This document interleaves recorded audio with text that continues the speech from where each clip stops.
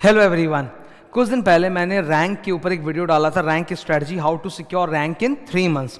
तो बहुत सारे स्टूडेंट्स का मेरे पास अलग से एक क्वेश्चन आया जो मैंने एक्सपेक्ट नहीं किया था। वो ये था कि सर मैं रैंक नहीं लाना चाहता, मैं सिर्फ पास होना चाहता हूँ, पास होने के लिए स्ट्रैटेजी बता दो।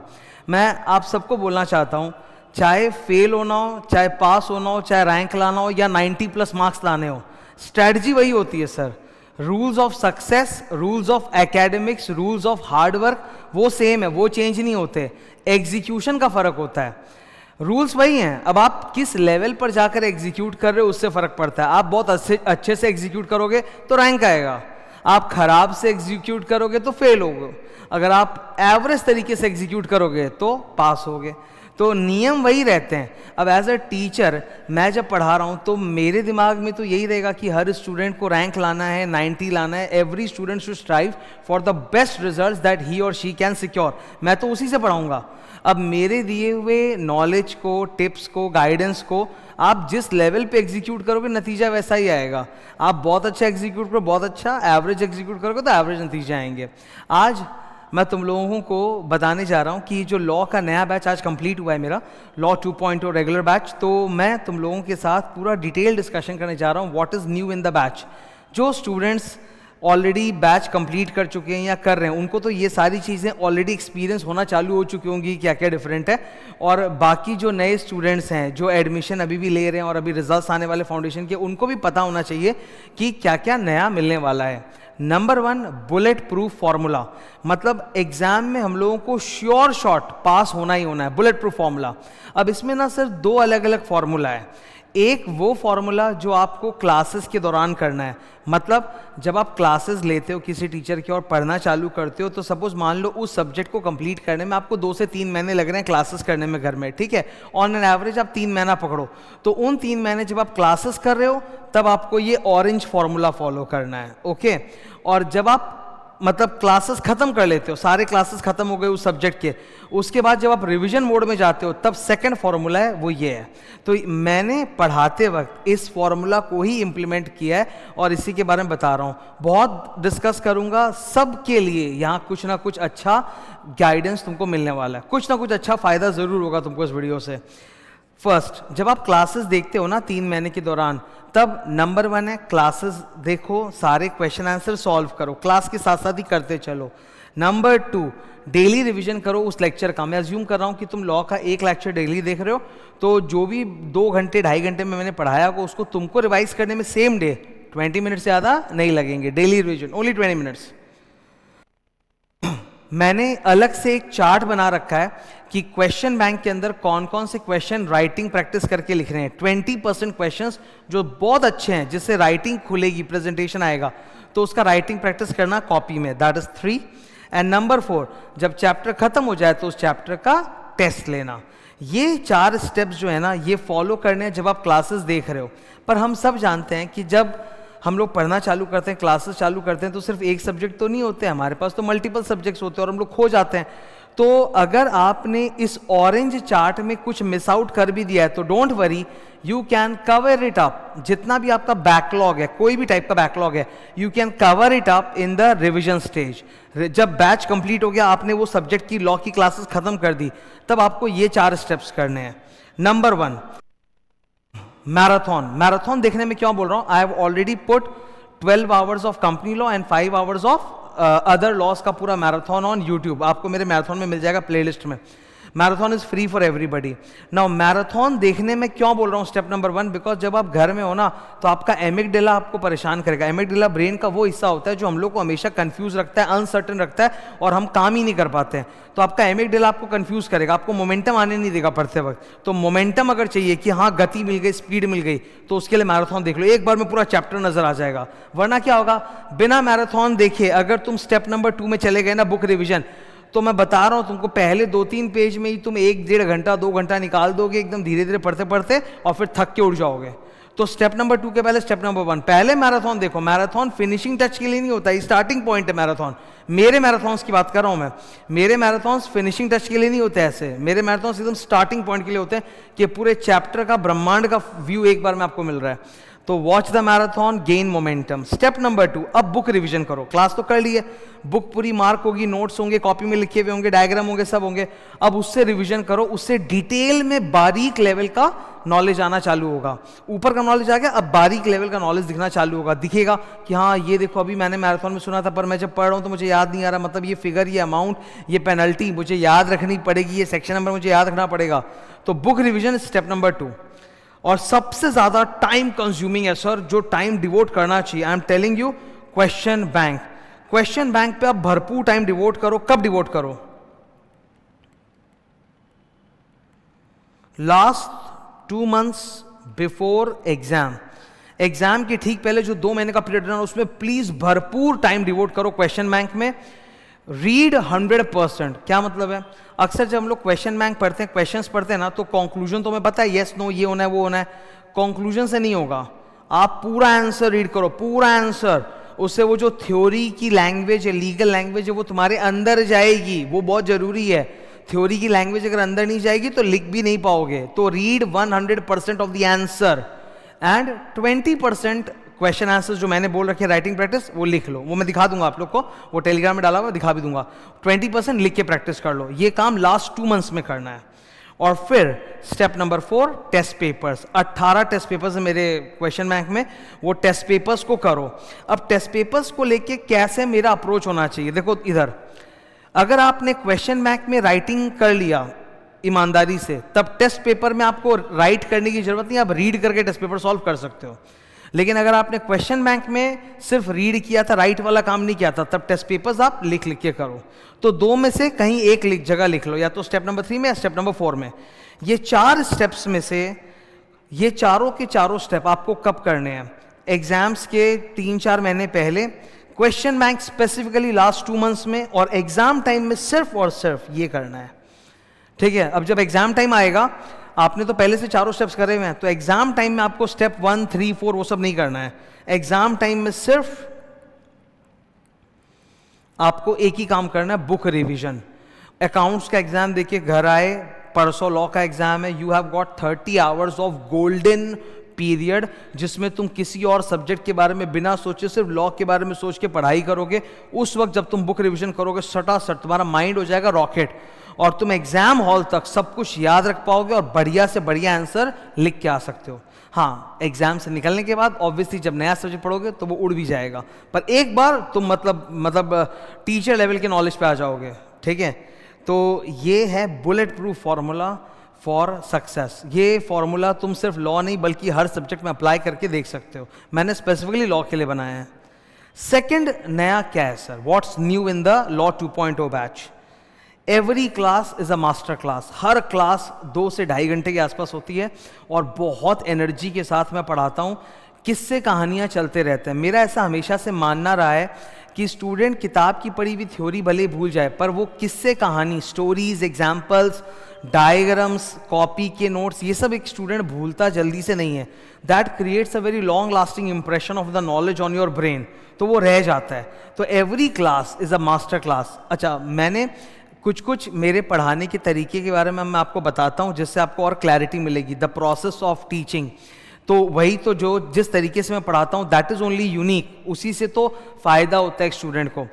Number 1, language. बहुत पहले जब क्या होता था कि थियरी के टीचर्स लोगों की आदत होती थी, पता नहीं आज भी है कि नहीं है, कि जब मैंने जिन टीचरों से पढ़ा था, मैं उनकी एग्जाम्पल दे रहा हूँ, किताब में कुछ लिखा है, वो कुछ और समझा रहे हैं, उनका समझाया हुआ समझ में आ रहा है, पर जब घर जाके किताब खोल रहे कुछ समझ में नहीं आ रहा है। तो मैंने ठान लिया था कि जब भी मैं टीचर बनूंगा ना, तो मैं ऐसी गलती नहीं करूंगा। I will teach from the book, मतलब मेरे पढ़ाए हुए, मेरे बोले हुए सेंटेंसेस, लैंग्वेज और वर्ड्स में और किताब में लिखे हुए लैंग्वेज में फर्क नहीं होना चाहिए। बस मैं इंग्लिश का हिंदी कर रहा हूं, but I am keeping the key words and sentences and phrases same, so that मेरे क्लास में जब हर कुछ एक बात समझ में आ रही है, तो घर जाके भी स्टूडेंट जब किताब देखेगा तो उसको 100% समझ में आना चाहिए। That's number 1 thing that I have always followed, कि मैं बुक की लैंग्वेज में मेरी बहुत अच्छी कमांड रहती है। डिटेलिंग, मुझे किसी ने ऐसा कहा था, किसी बड़े ने, कि थ्योरी सब्जेक्ट में जब एक स्टूडेंट क्लास देता है तो स्टूडेंट की एक ही इच्छा होती है कि मुझे घर में नहीं पढ़ना, आप सब कुछ क्लास में पढ़ा दो। तो मैं डिटेलिंग पे बहुत काम करता हूँ 100%, कि एक बार तुमने क्लास कर ली, अब तुम घर में पढ़ो ना पढ़ो, तुम्हारा क्लास में वो सुना हुआ है, तुमको ऐसा याद आएगा, स्मरण आएगा कि हाँ सर ने ऐसा कुछ क्लास में बोला था। तो मैं डिटेलिंग पे बहुत काम करता हूँ कि 100% मैं क्लास में बोल बाल कर पढ़ा के छोड़ूँ। और डाउट्स का तो ऐसा है कि आई बिलीव दैट जितने डाउट्स मैं करता हूँ उतना शायद ही कोई कर पाए। उसका रीज़न क्या है कि मैं खुद बहुत डाउटफुल स्टूडेंट था। भले ही मैं पढ़ाई में टॉपर था, रैंकर था, पर मैं उस टाइप का स्टूडेंट था जो तुमने भी अपने आसपास देखा होगा अपने दोस्तों में, जिसको हर बात पे डाउट हो जाता है और वो अटक जाता है। तो मैं बहुत अटका करता था और अपने टीचरों को बहुत परेशान करता था। तो जब मैं पढ़ाता हूँ ना, तो मैं यही कोशिश करता हूँ कि हर वो चीज़ जहाँ पे स्टूडेंट अटक सकता है, डाउट आ सकता है, वो पहले ही उस स्टूडेंट को कहानी किस्सों के माध्यम से बता दो, ताकि उसके डाउट्स एकदम मिनिमम हो जाए। तो नो डाउट्स, एकदम केयर फ्री होके तुम धारा में पढ़ सकते हो। तभी तो मैंने बोला every class is a master class. I will show you the routine also. अच्छा, लॉ में सर 3 तरह के बैचेस हैं। रेगुलर बैच 75 क्लास का है। Let me show you the schedule. ये देखो, आज ही बैच खत्म हुआ है। This batch is applicable for full 2026 exam, जनवरी 26, मई 26, सितंबर 2026, हर टाइप के स्टूडेंट के लिए एप्लीकेबल है। इनफैक्ट जिनका एग्जाम सितंबर 25 में, वो भी चाहे तो ये क्लास देखिए आज भी चालू करोगे तो आराम से हो जाएगा, बिकॉज अभी भी आपके एग्जाम में 2.5 महीने का समय। अगर आपने ढंग से नहीं पढ़ा, आप कमजोर, आपको वीक फील होता है, यू टेक दीज क्लासेस, आपको डेफिनेट फायदा होगा। आपके लॉ का लेवल अलग ही चला जाएगा, एकदम नंबर 1 लेवल का नॉलेज, टीचर लेवल की नॉलेज आएगी। 170 आवर्स, ये फुल रूटीन है। मैं हमेशा शेयर करता हूँ स्टूडेंट के साथ कि उनको पता होना चाहिए क्लासेस में क्या कंटेंट है, क्या टॉपिक है, कितने घंटे की क्लास है पहले से, ताकि चालू करते वक्त खत्म कितने देर में होगा full. This is 75 classes complete, 170 hours, okay. और मेरा स्पेशल फोकस रहता है ए कैटेगरी चैप्टर्स में। मैंने ए कैटेगरी चैप्टर्स पे बहुत टाइम इन्वेस्ट किया है। तुम ये रूटीन देख सकते हो सामने। आउट ऑफ 75 क्लासेस जो ए कैटेगरी के चैप्टर है, उन पे डेडिकेटेड 21 क्लासेस आपको मिलेंगी, ठीक है। फिर बी कैटेगरी, ए कैटेगरी, सब 75 क्लास में पूरा सारा ज्ञान निचोड़ के डाला हुआ है, पूरा ज्ञान। ये है फर्स्ट रेगुलर क्लास की जो फीस है 7500, 8500 है। 6 months validity, 12 months validity. 12 months बहुत होता है, मतलब एग्जाम के बाद भी आप क्लास कर सकते हो, इतना होता है। तो रेगुलर बैच है। सेकंड है exam oriented batch. Exam oriented batch है total 24 classes and 60 hours. Exam oriented batch में क्या खास है वो मैं बताता हूँ। 100% थ्योरी बुक मैंने पूरा पढ़ाया है। दोनों बुक आपको मिलेगी, थ्योरी बुक भी और क्वेश्चन बैंक भी। You will get both the books, ठीक है। और थ्योरी बुक 100% मैंने पढ़ाया। ये नहीं कि मैराथन में ऊपर से पढ़ा दिया हो, वैसा नहीं। मैराथन में तो क्या होता है, फटाफट पढ़ाना है, यहाँ पर घुस के एक लाइन पढ़ाया है। तो 60 घंटे के अंदर कंप्लीट 100% थियरी आपको मिलेगा और एकदम टाइट ज्ञान। जिन स्टूडेंट्स को भी लगता है कि उनका लॉ अभी भी वीक है, कमज़ोर है, उनको मजबूत करना है, तो आपके लिए बहुत बढ़िया ऑप्शन है एग्जाम बैच। 60 घंटे, एक हफ्ते अगर मेहनत कर लोगे ना, एक हफ्ते मैं बोल रहा हूँ मेहनत कर लोगे इस बैच पे, सुन लोगे इसको, तुम्हारे लॉ का लेवल चेंज हो जाएगा। I am telling you, 70-80 marks कहाँ पर जाके रुकोगे पता नहीं, इस लेवल का इसमें डिस्कशन है। Third, marathon is free for everybody, it is on YouTube. 12 hours of company law and 5 hours of other laws, ठीक है। तो ये सब एकदम यूनिक प्रोडक्ट्स हैं जो मैंने क्रिएट किए हैं इस बार। टॉपिक क्या है अपना, what's new, so these are the new things. Book, super book है। I will be giving you 2 books. मैं एक बार फोटो दिखा रहा हूँ आपको, ओके। ये देखो, ये 2 बुक्स हैं। एक ग्रीन कलर की जो बुक आप देख रहे हो, law 2.0, that's a theory book of 243 pages, complete theory 100% ICAI का। And one fat blue colour question bank, A to Z question bank of 556 pages. अब इन दोनों बुक्स में क्या क्या कंटेंट है मैं दिखाता हूं तुमको। सबसे पहले थियरी बुक, एकदम एस्थेटिक बनाया हुआ, एकदम देख के हर एक ज्ञान खोपड़ी में घुसेगा। बुक मेरे पास अगर है तो मैं शो करता हूँ। ये देखो, ये स्टार्ट हो गई। ये 243 पेजेस का मैट है पूरा, कंप्लीट कलरफुल मैट।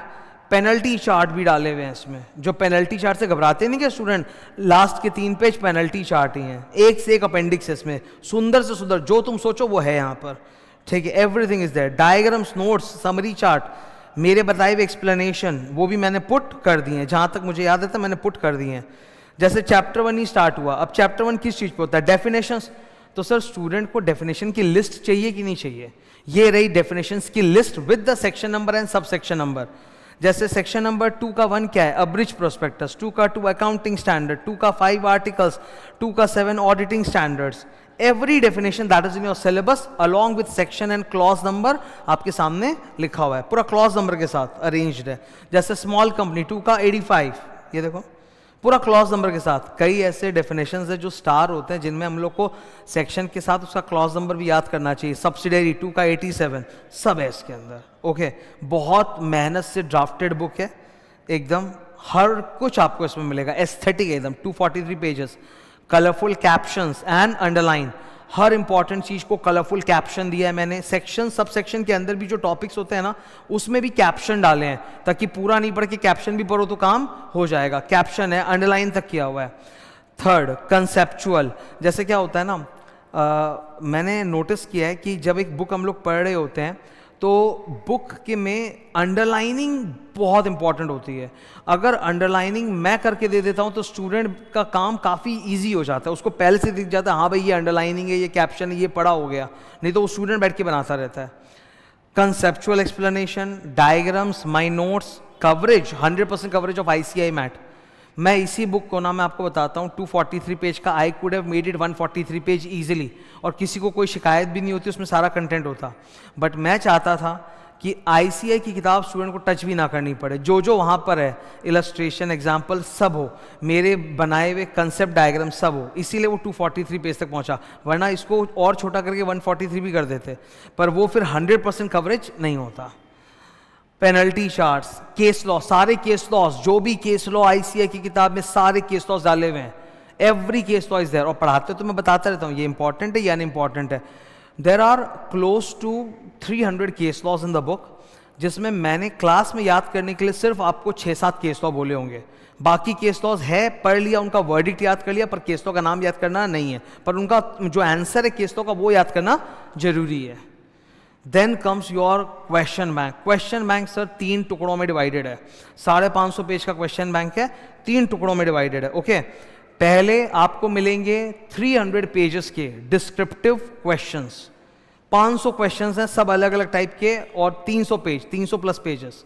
फिर MCQ एंड केस सिनेरियो वाले MCQ, there are 500 MCQs plus case scenario MCQ मिला के, वो अराउंड 150 पेज का है। और फिर 100 पेज का टेस्ट पेपर्स है, 18 test papers in the question bank, कि आप पढ़ लो फिर सॉल्व कर लो, क्वेश्चन बैंक वहीं पे। नहीं तो क्या होता है ना, क्वेश्चन पेपर टेस्ट पेपर बना के टेलीग्राम वगैरह में शेयर कर दो, फिर वो स्टूडेंट को PDF में रहता है ना तो वो करने का वैसा नहीं रहता। पेपर में टाइप रहता है ना प्रिंटेड, तो उसकी बात ही अलग होती है, प्रिंटेड ईजी हो जाता है बहुत स्टूडेंट के लिए पढ़ना।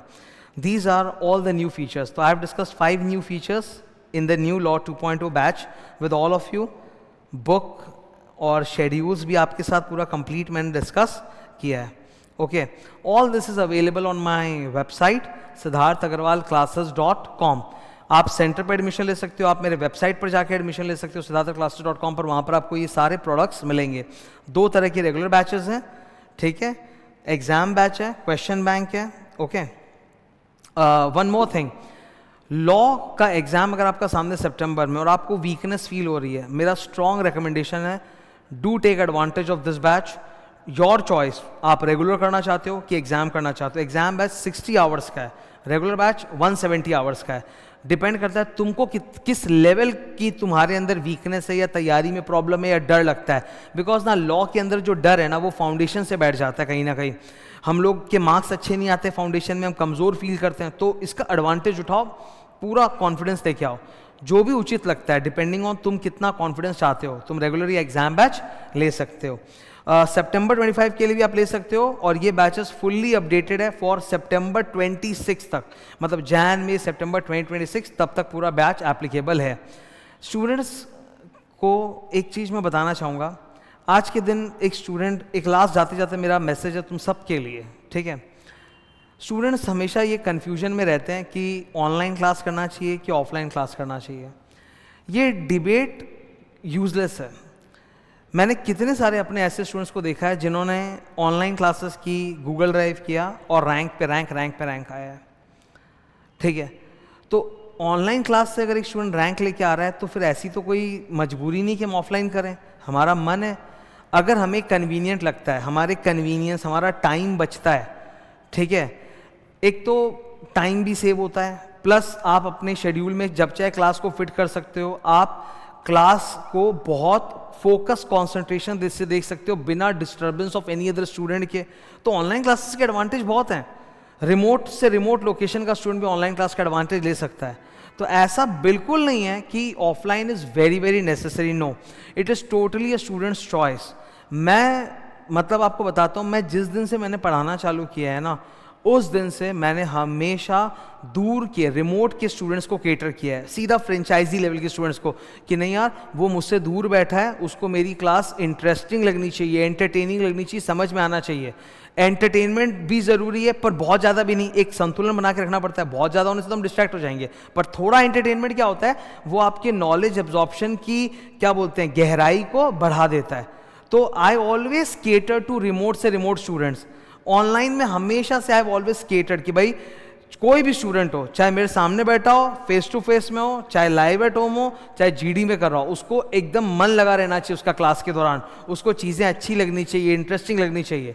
तो आप ऑनलाइन लो ऑफलाइन लो कोई फ़र्क नहीं पड़ता है। I am telling you, online में जो एडवांटेजेस हैं वो क्लियर कट हमें नज़र आते हैं कि एक तो टाइम बहुत ज़्यादा बचता है, कहीं आना जाना नहीं है, घर पे आप आराम से बैठ के कर सकते हो अपने कंफर्ट में without any disturbance of anybody. पर ऑफलाइन के भी एक एडवांटेज है, एक डिसिप्लिन बनता है। खैर जो मेरा एक्सपीरियंस है मैं बता देता हूँ, ऑफलाइन में भी मैं देख रहा हूँ कि स्टूडेंट्स लोगों का जो डिसिप्लिन है ना वो 100% नहीं रहता, वो 50 to 60% रहता है।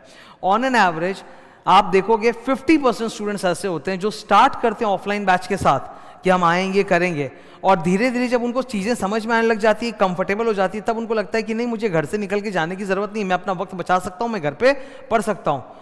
50% ऑन एवरेज ऐसे स्टूडेंट्स होते हैं जो ऑफलाइन क्लास देते हैं and then they shift to online because of the conveniences of online.